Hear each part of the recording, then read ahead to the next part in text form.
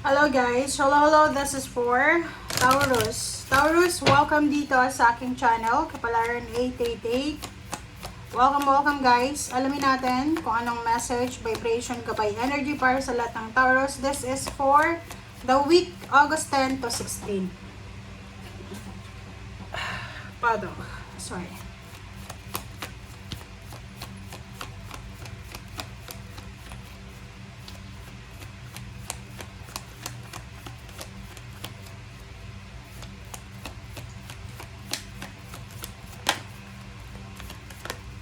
Okay. Taurus. Dedication, 30. Great fortune.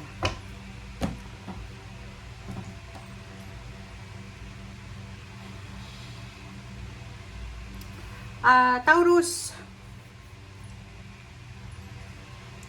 Please comment down below if you resonated. May kaso ka ba na inaayos ngayon?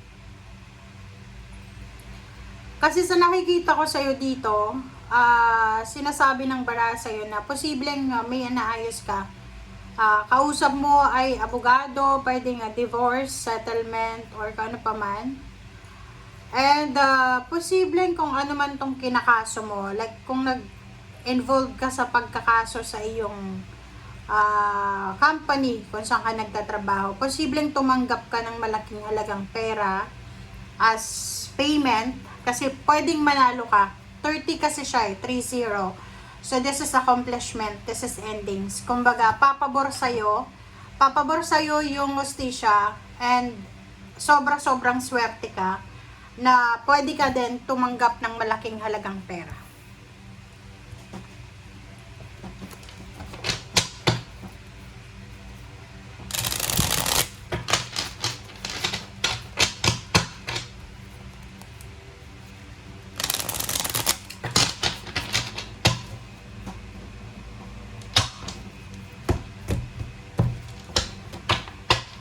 Alright.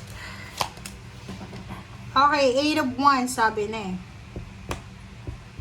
Isang napakabilis na balita, communication, information, confirmation na pwedeng magdala sa'yo ng power, ng lakas loob, ng confidence, ng energy, ng bravery. Kumbaga maririgling mo yung power mo eh. So, sa nakikita ko sa'yo dito, yun na nga. Yung matagal mong hinihintay na katahimikan ay posibleng bumalik na sa'yo. So, there's a talk about separation, divorce, or pwedeng paghihiwalay kung mag-boyfriend, girlfriend, mag-asawa pa lang kayo. Okay? So, pero etong usapin na to, etong decision mo na to, ilang beses mo siya na pinag-isipan. Kumbaga, ilang beses kang nakipagbalikan sa karelasyon mo, ilang beses mong inintindi. But now, kahit alam mo na yung relationship nyo ay hindi masyadong solid, pero ginawa mo is naghintay, nagtiyaga ka pa rin. But ngayon, nakapag-desisyon ka na eh. Ngayon is na to eh, parang gusto mo nang makalaya, gusto mo nang tumahimik. So, yun, nakapag-desisyon ka na makipaghiwalay, and yun, nakuha mo yung peace and harmony. And kung may pera, like may kailangan kayong paghatian na mga properties, may pera ka din, may properties ka din na posibleng makuha. Ayun, so dito sa barahang ito, tapos na, sabi ng Death card, tsaka Page of Cups and Hierophant.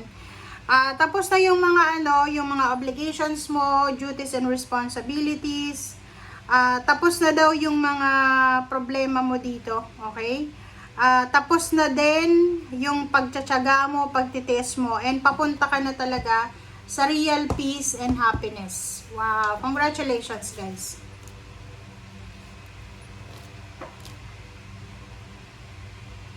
Oh, 'di ba?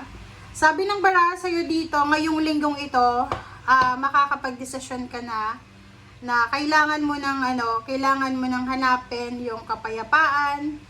Kasi pagod ka na eh. Parang ang sinasabi dyan ng 9 of Wands sa'yo na wala kang pinagsisisihan sa mga naging desisyon mo sa past. Kasi ginawa mo naman yung best. Pero talagang dumating na sa point na kailangan mo ng mag-eskapo kasi pagod ka na.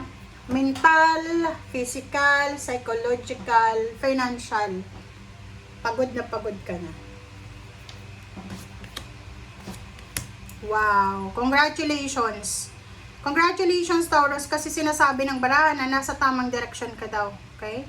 Nasa best direction ka ngayon kasi sinasabi ng baraha, etong pagsisimula na to na mangyayari sa buhay mo, like for example, new job, nag-resign ka, tapos lumipat ka sa bagong trabaho or relationship man yan, sabi ng baraha sa'yo dito na eto na yung simula ng pagbabago. Risky man siya, pero eto na yung simula ng financial freedom mo and then financial balance. Congratulations.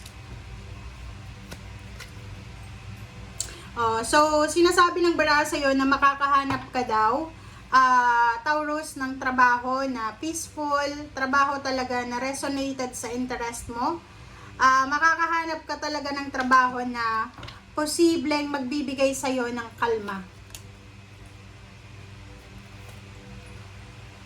Diba? Ilang beses ka na nag-procrastinate dito, like ilang beses kang nag-isip kung mag-a-apply ka ba ng trabaho dyan sa company na yan, and at last, nakapag-decision ka na ngayon.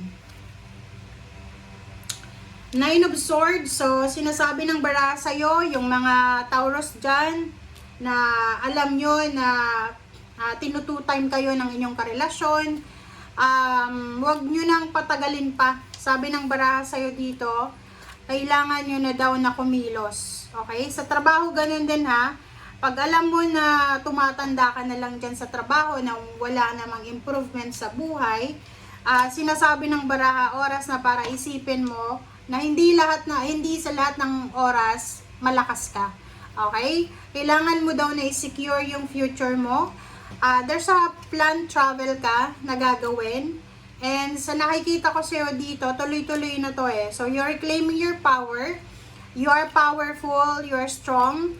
And ready ka na nasuungin lahat ng mga pagsubok, obstacles, and challenges sa buhay. Yung linggong ito ay puro plano sa pagta-travel, paglilipat ng bahay.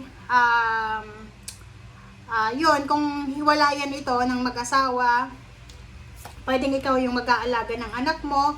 Medyo mahirap isipin, pero sa nakikita ko sa'yo dito, wala kang dapat ikatakot. Kasi sa simula lang yan, sa simula lang mahirap, pero pagtapos na yan, magbabago yung takbo ng buhay mo. Okay? And sinasabi ng baraha sa'yo dito, kailangan mong i-prioritize yung peace of mind mo nga. Katahimikan, peace of mind, dapat yung gabi-gabi nakakatulog ka ng kalmado. Okay? Thank you guys. Bye!